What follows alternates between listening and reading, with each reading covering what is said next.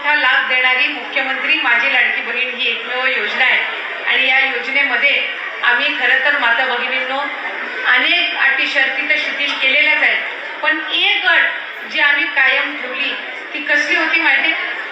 ती म्हणजे जी माझी लाभार्थी महिला असेल, जिच्या कुटुंबाचं उत्पन्न 2.5 लाखाच्या कमी असेल, आम्ही त्याच महिलेला या योजनेचा लाभ देणार जिचं स्वतःचं वैयक्तिक खातं ती उघडेल. म्हणजे खातं हे तिचं स्वतःचं वैयक्तिक असलं पाहिजे.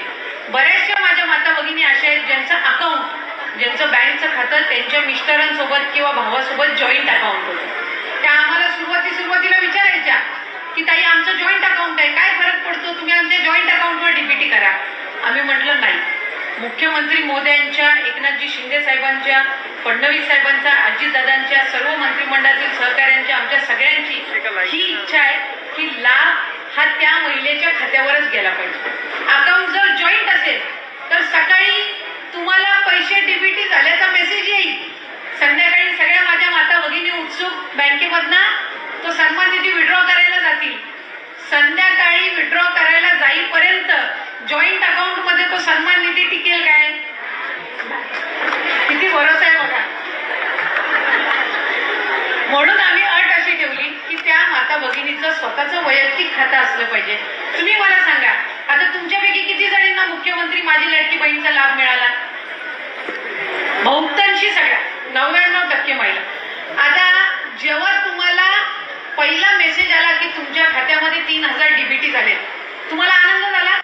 मुख्यमंत्री माझी लाडकी बहीण मध्ये नागपूरचं पॅटर्न ओळखलं जाणार आहे. याचं कारण तुम्हाला सांगते. आज नागपूर शहरातील, जिल्ह्यातील 3000 महिलांनी मुख्यमंत्री माझी लाडकी बहीण या योजनेचा जो लाभ मिळतो त्याच्यातून त्यांनी सोसायटी तयार केलेली आहे, म्हणजे कोऑपरेटिव्ह सोसायटी केली आहे आणि 1500 त्यांच्या अकाउंटला जातात. याच्यापैकी दर महिन्याला 1000 ते या सोसायटी, कॉर्पोरेटिव्ह सोसायटीमध्ये ठेवणार, म्हणजे 3000चं 30 लाख भांडवल आणि त्यातून त्या बचत गटांना कर्ज देऊन ते व्यवसाय सुरू करतायत. म्हणजे 1500 इतका सन्मान निधी तुमच्यासाठी, लाडक्या बहिणींसाठी या लाडक्या भावांनी सुरू केला. याचा किती फायदा पुढच्या कालावधीमध्ये आपल्याला होऊ शकतो याचे एक छोटंसं उदाहरण मी त्यानिमित्ताने तुम्हाला सांगितलं. म्हणून माझी माता भगिनींना विनंती आहे की पुढच्या कालावधीमध्ये सुद्धा आपल्याला ही योजना चालूच ठेवायची आहे. आज अजितदादांनी अर्थसंकल्प मांडत असताना पुढच्या मार्च 2025 पर्यंतची या योजनेची तरतूद करून ठेवलेली आहे.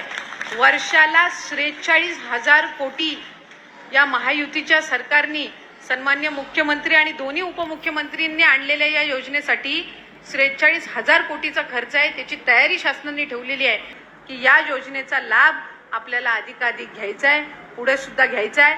आम्ही सप्टेंबर महिन्याचा लाभ या महिन्याच्या अखेरच्या आधी तुमच्या अकाउंटला डीबीटी करणार आहोत. याचाही उल्लेख मी आज या कार्यक्रमाच्या निमित्ताने या ठिकाणी करते. पुढच्या कालावधीमध्येही रजिस्ट्रेशन सुरू राहणार आहे. आणखीन ज्या माता भगिनींनी रजिस्ट्रेशन केलं नसेल त्यांना सप्टेंबरच्या अखेरपर्यंत मुदत आहे. त्याच्यामुळे अधिकाधिक या योजनेचा लाभ घेण्याच्या दृष्टिकोनातून रजिस्ट्रेशन करा. आणखीन कोणाचे अकाउंट आधार कार्ड आणि बँक लिंक झालेलं नसेल तर ते सुद्धा तुम्ही लवकरात लवकर करून घ्या. काही खाती अशी आहेत की आधार कार्ड त्या महिलेचं आणि अकाउंट भावाचं किंवा पतीचं, त्याच्यामुळे तुम्हाला लाभ त्या ठिकाणी मिळत असताना अडचणी येतात. त्याच्यामुळे ज्या माता भगिनीचं आधार कार्ड आहे तिचंच अकाउंट त्या आधार कार्डला लिंक असलं पाहिजे.